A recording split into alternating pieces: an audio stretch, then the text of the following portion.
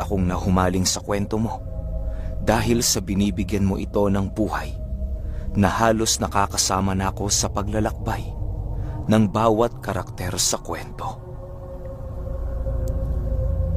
Sa pagkakatanda ko, Pinuno, taong 2007 naganap ang pangyayaring ito. Sa isla ito ng Tablas, Pinuno, malapit sa Romblon. Itong mga panahong ito, Pinuno, ay mag-eedad 27 taong gulang na ako.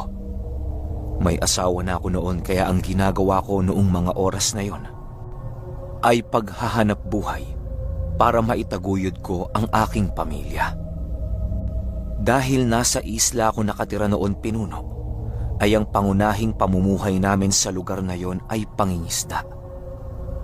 Malaki naman ang kinikita ko noon sa bawat araw dahil sa napakarami kong suki sa lugar na yon.